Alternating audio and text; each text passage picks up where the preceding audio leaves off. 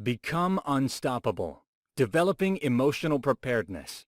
It doesn't matter how much work we know needs to get done if we aren't into it emotionally. One of the problems with time management and self-improvement is that we create all these terms like optimization and batching and measuring and timing, like a bunch of scientists gathered around a machine looking for ways to perfect it. But we have unique histories, backgrounds, and challenges, and we can't perform at our best all the time. In fact, there are times when we don't feel like doing anything at all. If you have depression, insomnia, obesity, problems in your relationships in the workplace and at home, or other serious issues, pushing them to the side can be easier said than done.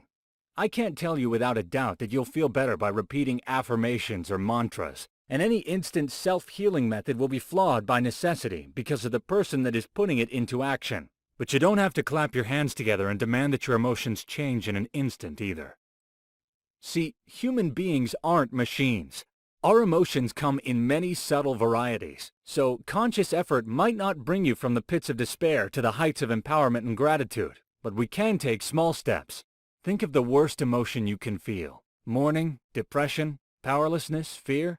You can't wipe those emotions away instantly, but you can ask yourself to feel a little better.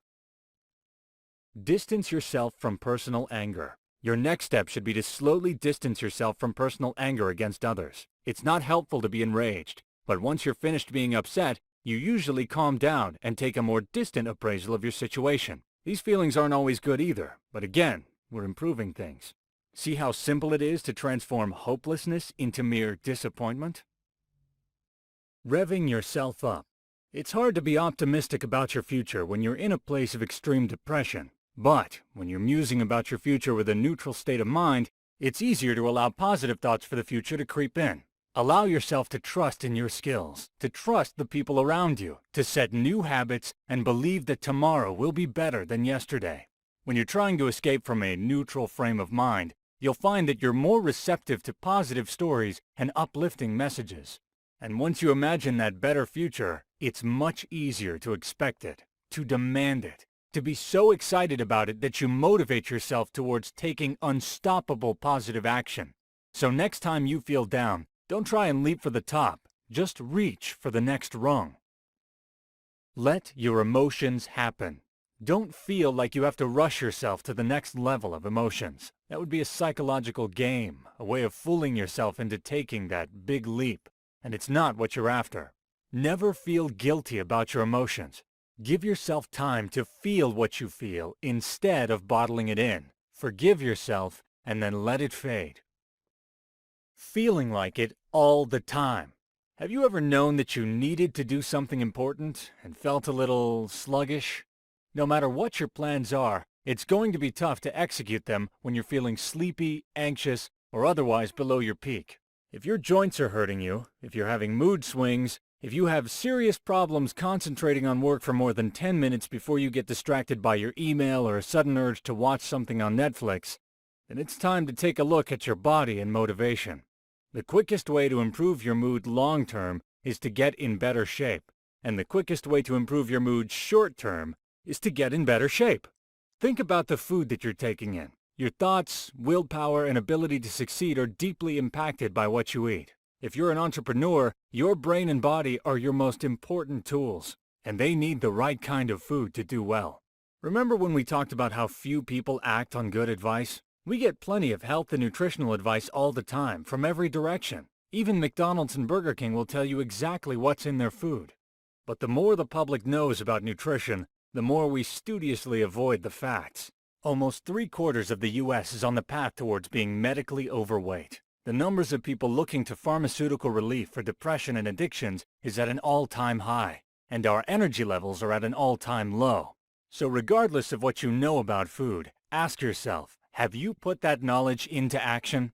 Marketers can be especially challenged when it comes to getting in shape. So many of us are doing all the critical tasks ourselves and are always using computers, cell phones, and TVs. Lots of time behind the desk and less time at the gym. Positive emotion comes from positive motion, and the more you move, the more energy you have to move. If you can spend even 15 to 20 minutes a day working out, you'll get a faster start to your mornings, better rest at night, feel less anxious and more focused when you are at your desk, and have a much higher overall energy level. Give yourself 3 15s. Starting today, resolve to give yourself 3 15s. Spend 15 minutes on a light jog every morning as soon as you wake up. Breathe steadily and focus on being grateful for the skills you have individually, the support you have from friends, family, and associates, and the plan you have long-term.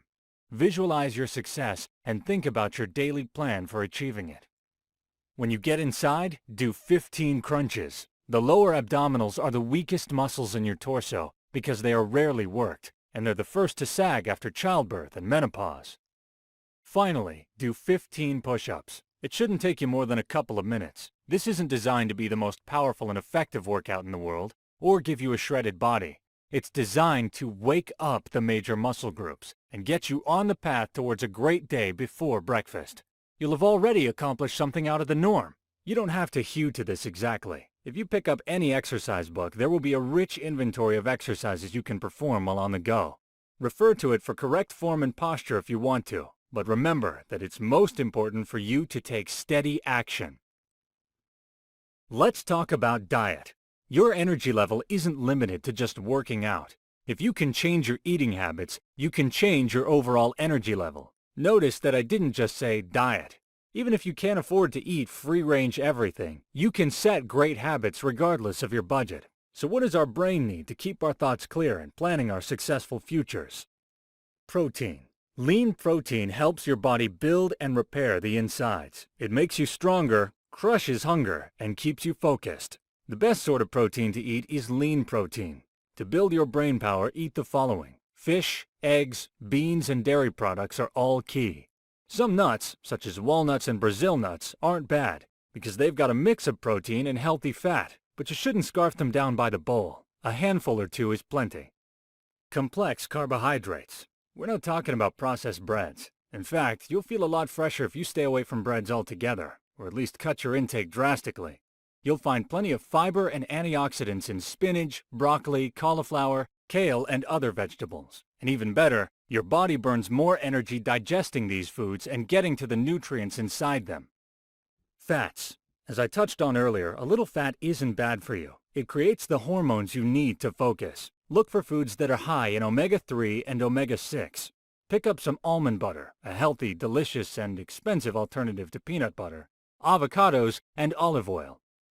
A note on coffee.